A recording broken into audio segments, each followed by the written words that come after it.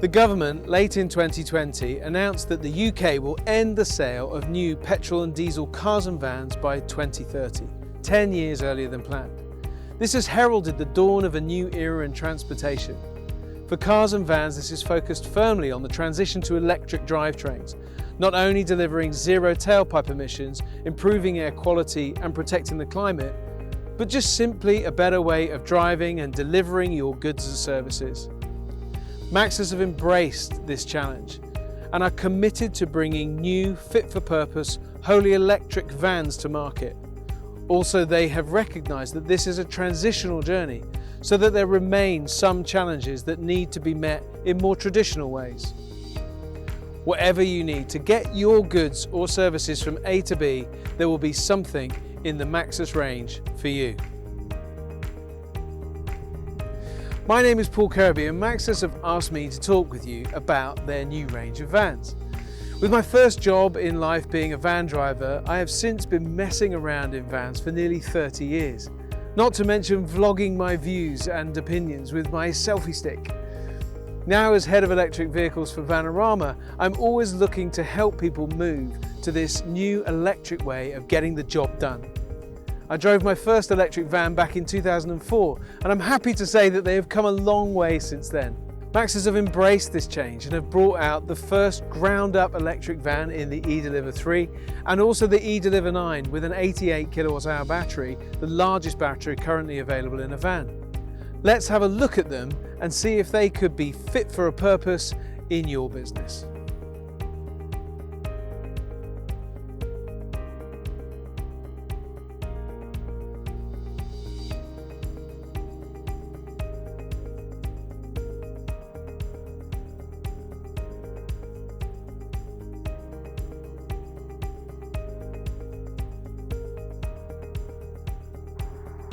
So in this video, I'm going to focus on the MAXUS eDELIVER 9. The large van market has been very slow to catch on with the electric revolution. The challenge around the weight and batteries and the fact that large vans have the aerodynamics of a house brick have made life difficult. Range has been the main challenge. And if the very first van I drove was anything to go by, some of the load space was also compromised.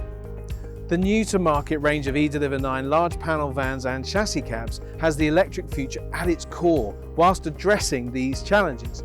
With the biggest battery and the highest towing capacity of any electric vehicle currently in this segment, with good payloads that are about to get better with the ability to use the government dispensation, allowing you to have a vehicle with a gross vehicle weight of up to 4,250 kilos without having to go through the usual licensing rigmarole.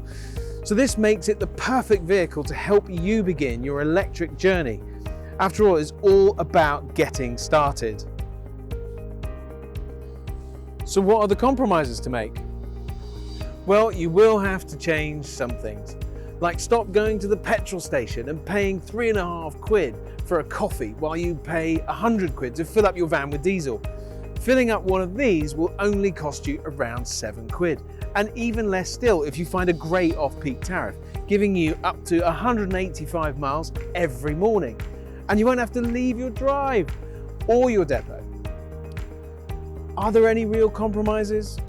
To answer that, let's look at 7 key facts. How far will it go? How fast will you charge?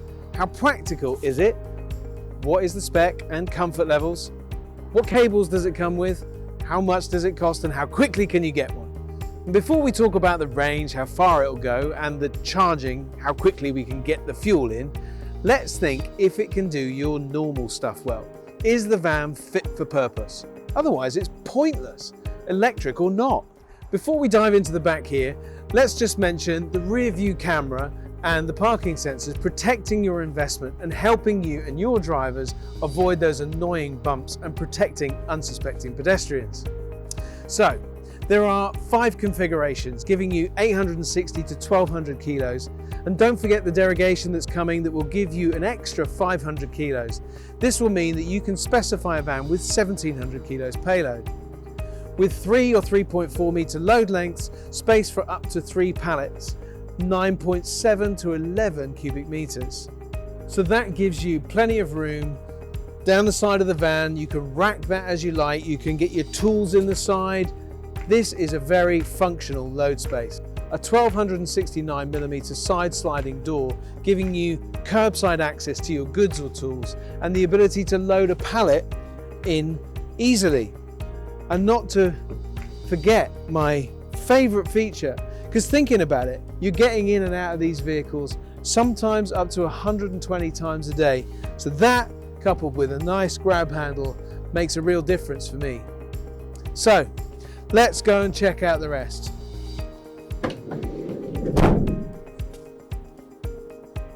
So now we've established it can do what you need it to, you need to know if it will go far enough to cover your journeys and how quickly you can fill it up. It comes in 3 battery sizes, 51, 72 and 88 kilowatts, giving you WLTP ranges of 121 all the way up to 185, and a little bit more if you're doing a city operation. It's also worth knowing that those distances were measured with 77% payload. If you're doing more miles than the charge you have, then it's good to know that you can get back up to 80% charge in less than 45 minutes at a DC rapid charger. Don't bother going past 80% though. I'll explain why in a separate video on charging. Of course, you have AC charging, allowing you to charge at a home wall box or your depot, which will allow you to charge the smaller battery just over 7 hours and the largest one in a little over 12.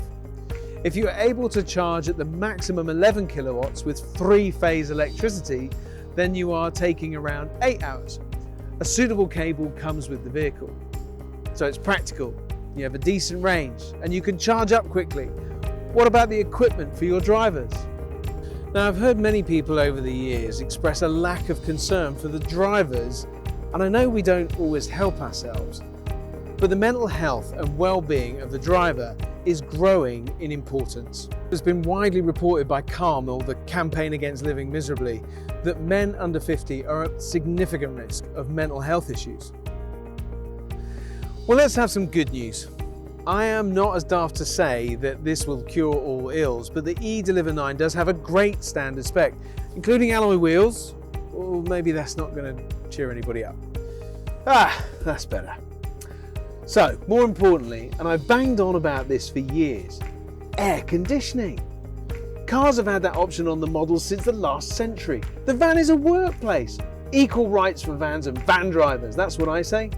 Treating our drivers like any other office worker and considering their working environment can only be a plus. Anyway, more than that, there is a 10.5-inch infotainment screen. Who said size doesn't matter?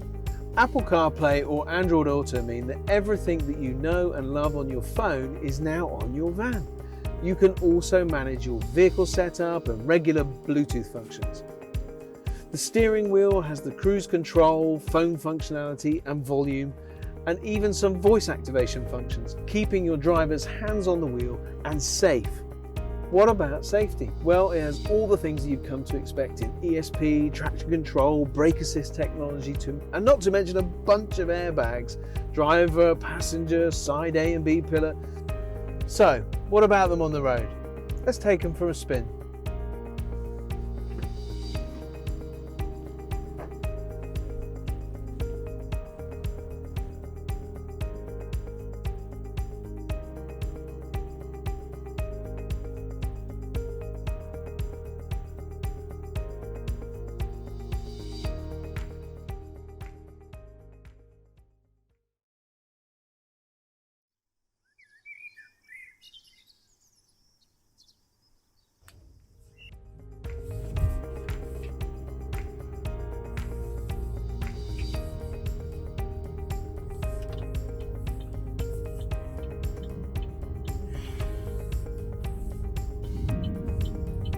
Roundabouts, T-junctions, pulling away from the side of the road, all are made really easy with an electric drivetrain. They are a joy to drive. They take the weight of the vehicle, you pull away, it copes with it, 375 Newton meters of torque, all delivered immediately. The minute you take your foot off the accelerator, the vehicle begins to slow, using what they call brake regeneration. It's really easily adjustable and you get your perfect driving feel. And that gives you energy back into the vehicle, which is why these vehicles perform so well in the city.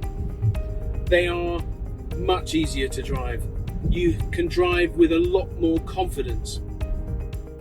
So having driven this vehicle for a little while now, it's really easy to see why people that have driven the MAXUS eDELIVER 9, that electric way of driving, just don't want to go back to diesel or petrol. This is such a better way of driving and a better experience. A great, well-appointed cabin with huge amounts of storage and of course the all-important cup holder. It makes driving a joy.